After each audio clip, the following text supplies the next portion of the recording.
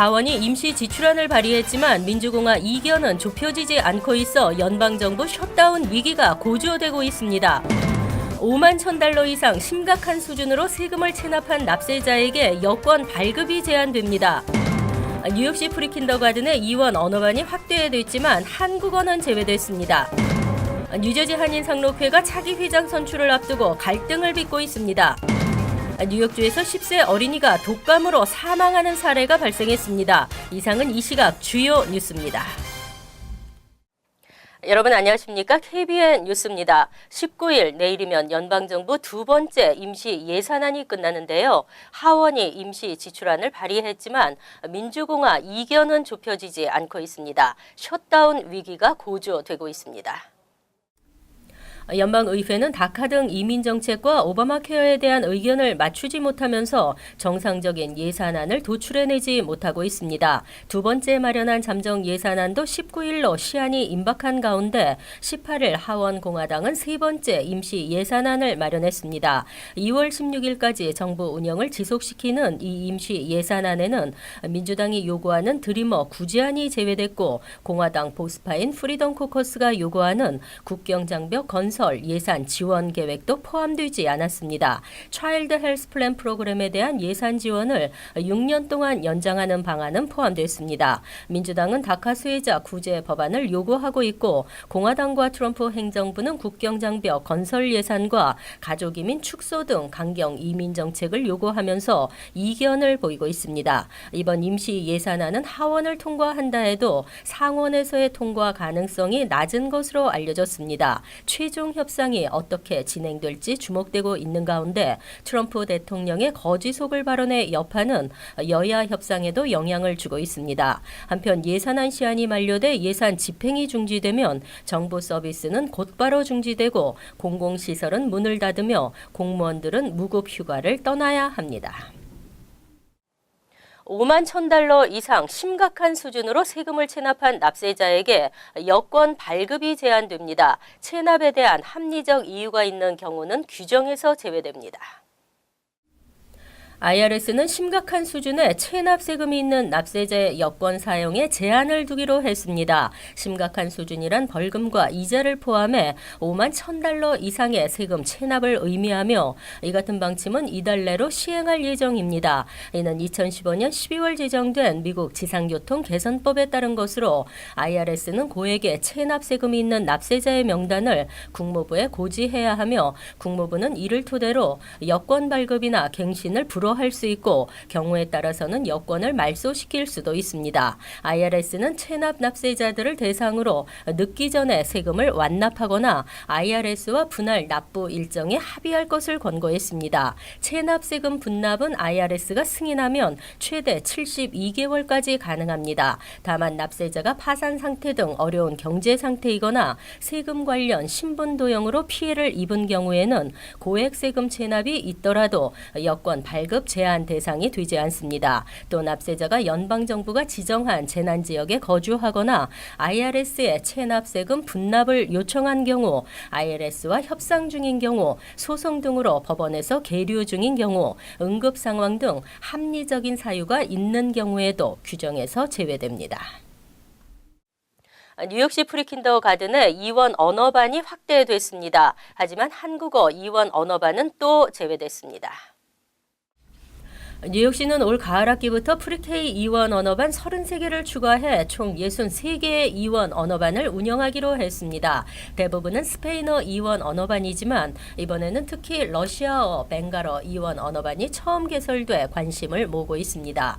지역별로는 맨해튼에 가장 많은 11개 프로그램이 신설되고 브루클린 9개, 퀸즈 6개, 브롱스 5개, 스테튼 아일랜드 2개 순입니다. 퀸즈 지역은 기존에 운영되는 프리-K 2원 언어 프로그램까지 합쳐 총 11개로 늘어납니다. 이중 언어반은 영어가 미숙한 학생들의 영어 능력을 향상시켜 일반 클래스에 적응하도록 하는 것이지만 이원 언어반은 정규 과목 수업을 영어와 타겟 외국어로 함께 진행합니다. 영어가 모국어인 학생도 최근에는 외국어 학습 열풍으로 스페인어나 중국어 이원 언어반을 선택하고 있습니다. 한류 열풍을 타고 한국어도 인기지만 이번 이원 언어 확대에 한국어는 제외됐습니다. 지역 지역 정치인과 시 교육부 관계 부서 직원들과의 한국어 이원 언어반 확대 논의가 수년째 이어지고 있지만 결실을 맺지 못하고 있습니다. 한국어 이원 언어반은 퀸즈 PS32Q 초등학교에서 유일하게 운영되고 있습니다. 뉴저지 한인상록회가 차기 회장 선출을 앞두고 갈등을 빚고 있습니다. 비상대책위원회는 권영진 회장이 임기 중 사용한 건축기금을 원상 복구해달라고 요구했고 권 회장은 절차에 따라 진행된 일이라고 반박했습니다. 보도에 지한샘 기자입니다. 뉴저지 한인상록회의 갈등이 심화되고 있습니다. 주옥근 전상복 공동위원장과 일부 회원들로 구성된 비상대책위원회는 오늘 기자회견을 열고 지난 2년간 상록회를 총체적 난국으로 빠뜨렸다고 주장하며 권영진 회장을 비난했습니다. 비대위는 상록회관 건립을 목적으로 소망교회에 예치한 6만 불은 상록회관 건축 이외 용도로는 사용할 수 없다고 명시되어 있는데도 불구하고 이사회 승인 없이 사용한 책임을 묻고 회관 건축 기금을 원상복귀할 것을 주장했습니다. 비대위는 또 이사회와 협의 없이 상록회가 감당하기 힘든 비용의 파인플라자로 회관을 이전하는 등 권 회장의 독단적인 운영에 의해 상록회 내 갈등이 심화되고 있다고 말했습니다. 권영진 회장의 반성 없는 강경한 태도와 권영진 회장 스스로 이 문제를 언론에 노출하였다. 불가피하게 기자회견을 하게 되었음을 이해해 주시기.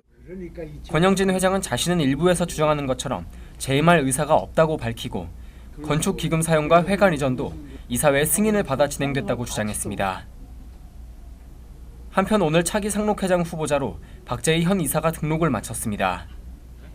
박재희 이사는 혼란한 상록회를 바로 세우겠다고 밝혔습니다. KBN 뉴스 지한샘입니다. 뉴저지 경제인협회 신임 회장단은 오늘 본사를 방문하고 올해 주요 사업에 대한 협조를 당부했습니다. 제18대 뉴저지 경제인협회 회장에 취임한 이학수 회장은 올해 최우선 목표로 회원 간 네트워킹 강화를 꼽았습니다. 자주 뵙고 자주 만나서 서로 간에 정보 교환도 하면서 상호 사업하시는데 윈윈이 될 수 있도록 노력하는 것을 제가 첫째 목표로 삼았고 저희 회원들이 비즈니스 하시는데 더 도움이 될 수 있는 것을 도와드는 제가 중간에 가교 역할을 하면서 그분들이 더 클 수 있도록 소위 개발을 해서 더 클 수 있도록 하는 것을 도와드리는 게 제 두 번째 작은 목표입니다. 제18대 뉴저지 경제인협회 신임 집행부는 이학수 회장과 백성석 대외 수석부회장, 마가레단 대내 수석부회장, 안승수 이사장, 이운석, 정신호 부이사장이 이끌어갑니다. 뉴저지 경제인협회는 현재 100여 명의 회원으로 구성돼 있으며 뉴욕 뉴저지 지역에서 경제활동을 하는 한인은 회원 가입 자격이 주어집니다. 친이민 정책을 펼치고 있는 필 머피 뉴저지 주지사, 뉴저지주 드림 액트 시행의 가능성이 커지고 있습니다. 16일 필 머피 주지사가 취임한 가운데 뉴저지주 드림 액트 법안의 성사 가능성이 커지고 있습니다. 머피 주지사는 후보 시절 주내 고교를 졸업한 불체 학생들에게 주정부 학자금 보조 신청 자격까지 부여하겠다는 구상을 밝힌 바 있습니다. 현재 시행되고 있는 학자금 균등법에는 불체 학생에게 학자금 보조 자격을 부여하는 내용이 제외돼 반쪽짜리라는 비판을 받고 있습니다. 불체 학생에게 학비 보조 신청 자격을 부여하는 법안은 공화당인 크리스티 전 주지사가 반대하면서 현실화되지 못했습니다. 하지만 친이민 성향의 민주당 머피 주지사가 당선되면서 드림 액트 성사에 기대를 높이고 있습니다. 뉴욕에서는 주 상원을 장악한 공화당의 반대로 드림 액트가 번번이 현실화되지 못하고 있지만 뉴저지는 주 상하원 모두 민주당이 다수를 이루고 있어 머피 주지사의 추진 의지에 따라 성사 가능성이 충분하다는 전망입니다. 또 이에 반대하는 이들이 주장하는 예산 부담도 실제는 주정부 학자금 보조 총액의 1.5% 정도에 불과한 것으로 나타났습니다. 오히려 경제에 도움이 될 것이라는 분석이 나오고 있습니다. 감기와 독감의 계절입니다. 백신을 맞았다고 해도 안심할 수 없는데요. 뉴욕주에서 10세 어린이가 독감으로 사망하는 사례가 발생했습니다.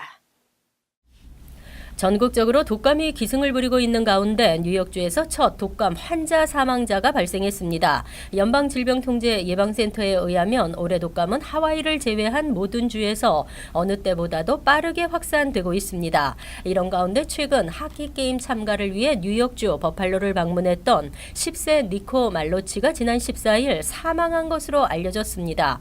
말로치는 B형 인플루엔자 감염에 의한 독감인 것으로 진단받은 후 병세가 급격히 악화됐습니다. B형 바이러스는 면역력이 낮은 소아와 노인이 감염되는 경우가 많으며 건강 상태에 따라 치명적일 수 있습니다. 5세 이하 어린이와 65세 이상 노인들은 특별히 주의해야 하며 예방 백신 접종이 당부됐습니다. 하지만 시시각각 돌연 변이하는 독감 바이러스는 백신만으로는 모두 예방할 수 없는 것으로 알려졌습니다. 1918년 전 세계적으로 유행한 이른바 스페인 독감으로는 무려 4천만 명이 숨졌습니다. 인류 멸망은 핵전쟁보다 독감 때문일 가능성이 높다는 학자도 있습니다.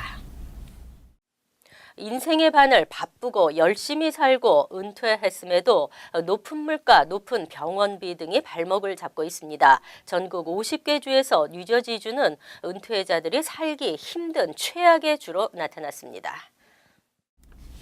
소비자 정보 사이트 월렛허브가 전국 50개 주를 대상으로 은퇴자가 살기 좋은 주 순위를 매겼습니다. 뉴저지는 49위로 최하위권에 머물렀습니다. 뉴저지는 특히 물가에서 가장 낮은 50위를 차지했고 삶의 질은 29위, 의료 시스템 부문은 39위에 랭크됐습니다. 뉴욕주는 삶의 질 부문은 6위로 양호했으나 높은 물가 수준으로 인해 종합 점수가 깎이면서 40위를 기록했습니다. 반면 은퇴자가 살기에 가장 좋은 주는 따뜻한 남쪽 나라 플로리다주로 은퇴 후 삶을 유지하는 데 드는 비용이 저렴한 순위에서 전국 1위를 차지했습니다. 삶의 질 순위는 전국 5위로 은퇴자들의 천국으로 꼽혔습니다. 2위는 콜로라도주로 특히 의료 시스템이 전국 1위를 기록했고 생활의 질이 8위, 저렴한 비용 면에서는 23위를 각각 기록했습니다. 다음은 사우스다코타주로 생활비가 전국에서 두 번째로 저렴하게 드는 것으로 나타났고 의료 시스템 면에서도 전국 6위에 올라 탑3 안에 들었습니다. 한편 은퇴 후 외국에서 노후를 보내겠다는 비율이 높아지는 가운데 캐나다, 일본, 멕시코 등이 선호하는 나라로 꼽혔습니다. 주요 도시들이 아마존 제2본사 유치를 위해 치열한 경쟁을 벌이고 있습니다. 제2본사 최종 후보 도시 20곳에 뉴욕이 포함됐습니다. 18일 아마존은 홈페이지를 통해 제2본사 후보지로 선정된 20곳의 명단을 발표했습니다. 지난해 경쟁 입찰에 참여한 238개 도시 가운데 최종 후보를 추린 것입니다. 20곳에는 뉴욕을 포함 애틀랜타, 오스틴, 보스턴, 시카고, 컬럼버스, 댈러스와 덴버 등이 선정됐습니다. 아마존은 워싱턴주 시애틀에 본사를 두고 있습니다. 전자상거래의 가능성을 확인한 아마존은 사업 분야를 다각화하기 시작해 안 팔고 못 파는 것이 없는 온라인 백화점으로 성장했습니다. 제2본사 건설에 50억 달러를 투자하고 이 지사를 통해 5만 개 이상의 고임금 일자리를 창출할 계획입니다. 아마존은 직접 고용, 투자, 건설과 더불어 제2본사에서 진행되는 작업을 통해 지역사회에 수만 개의 일자리와 수백억 달러의 투자가 조성될 것이라고 설명했습니다. 선정된 20곳 도시 관계자들과 직접적인 소통을 하며 최종 부지를 선정할 예정입니다. 지난해 무디스 평가에서는 제2본사 후보지로 텍사스 오스틴이 1위에 애틀랜타가 2위에 오른 바 있습니다.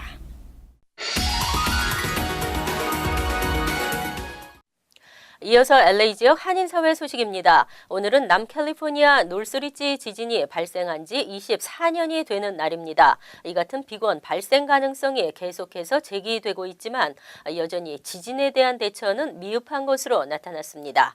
홍지은 기자입니다. 지난 1994년 1월 17일 오전 4시 30분경 남가주 지역에서 규모 6.7의 강진이 발생했습니다. LA에서 북서쪽으로 20마일 떨어진 노스리지에서 시작된 지진으로 가구 5만여 채가 무너졌으며 5천여 명이 부상을 당하고 60여 명이 숨졌습니다.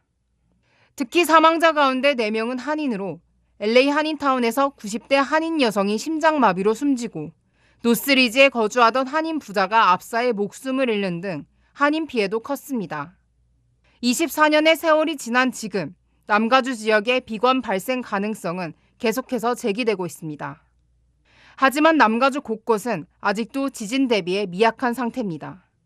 부동산 정보 사이트 커브드에 따르면 남가주 전역에서 지진에 취약한 목조 연성층 건물과 비연성 콘크리트 건물 1만 500여 채가 아직 보수 공사를 시작하지 않은 상태인 것으로 조사됐습니다. 특히 LA 한인타운 인근 지역의 경우 아파트 1,180채가 지진 발생 시 붕괴 위험에 노출된 상태로 집계됐습니다. LA시 당국은 지난 2015년 건물주들에게 지진 보수 공사를 진행할 것을 지시하는 등 지속적으로 지진 대비책을 추진하고 있지만 비건을 대비하기엔 역부족이란 평가를 받고 있습니다. 한편 전문가들은 30년 이내에 노스리지 강진 이상의 비건이 LA에 일어날 것으로 전망하면서 인명피해와 재산피해를 최소화시키기 위한 당국 차원의 더 확실한 대책 마련이 시급하다고 강조합니다. MBC 뉴스 홍지은입니다. LA시가 환경 문제를 해결하기 위한 프로젝트의 일환으로 비닐봉지에 이어 이번에는 플라스틱 빨대에 대한 사용 제한에 나섰습니다. LA시 의원은 오늘 재활용이 힘든 쓰레기를 줄이기 위해 업체들의 플라스틱 빨대 제공을 제한하는 내용의 조례안을 발의했습니다. 조례안에 따르면 패스트푸드점을 제외한 모든 음식점들은 고객이 플라스틱 빨대를 요구하는 경우를 제외하고 의무적인 빨대 제공이 금지됩니다. 다만 친환경 소재로 제작된 빨대는 제재 대상에서 제외됩니다. 한편 LA시 의회는 지난 2012년 발의안을 통해 소매업체들이 고객에게 무상 제공하던 비닐봉지의 사용을 전면 금지했습니다. 간추린 소식입니다. 17일 USCIS가 발표한 H2A, H2B를 신청할 수 있는 국가 명단에 지난해에 이어 한국이 포함됐습니다. H2B는 단기 농업 또는 계절성 노동자 비자이고 H2B는 산업 분야 종사자를 대상으로 하는 비자입니다. H2A 대상국에는 멕시코와 자메이카, 캐나다, 일본 등 83개 나라, H2B 대상국에는 82개 나라가 적용됐습니다. 2018 회계년도에는 6개월에 3만 3천 개씩 총 6만 6천 개가 발급됩니다. 17일 뉴욕시 교통국은 맨해튼 26에서 29 스트릿의 이스트 리버에서 허드슨 리버까지 동서를 가로지르는 자전거 보호도로를 설치할 계획을 밝혔습니다. 이 지역은 미타운의 많은 자전거 사용량을 수용할 적합한 곳으로 알려졌습니다. 하지만 50에서 59 스트릿 선상 자전거 보호도로 설치에 대한 결정은 연기됐습니다. 최근 교통사고 사망자는 줄어드는 추세지만 자전거 관련 사망사고는 2년 연속 상승하고 있습니다. 저소득층 한인 납세자를 위한 무료 세금 보고 대행 서비스가 실시됩니다. 랑킴 뉴욕주 하원 의원실과 비영리 단체 얼반 업바운드는 이달 23일부터 4월 17일까지 플러싱 김 의원 사무실에서 무료 세금 보고 프로그램 신청 대행 서비스를 제공합니다. 대상은 연소득이 3만 달러 이하 자녀가 있는 경우 연소득 5만 4천 달러 이하인 저소득층입니다. 사전 예약할 것이 당부됐습니다. 아시안계 미국인들이 직면한 문제를 연구하고 법안 마련에 도움을 주는 아시안 태평양 태스크포스에서 사무총장을 모집합니다. 지원 자격은 아시아계 미국인에 관한 옹호 활동 경험을 최소 4년 이상 쌓은 석사 학위 이상입니다. 사무총장은 앞으로 뉴욕시와 얼바니 주의회에서 아시아계 미국인들의 빈곤과 건강 패턴, 교육 및 언어 수준 등을 연구하게 됩니다. 환율과 증권 소식입니다.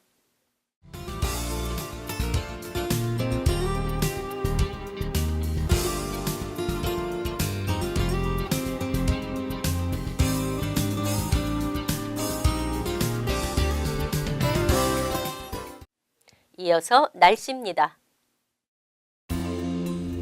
금요일은 대체로 맑은 날씨에 춥지 않겠습니다. 낮 최고 기온은 38도, 섭씨 3도, 밤 최저 기온은 32도, 섭씨 0도로 예상됩니다.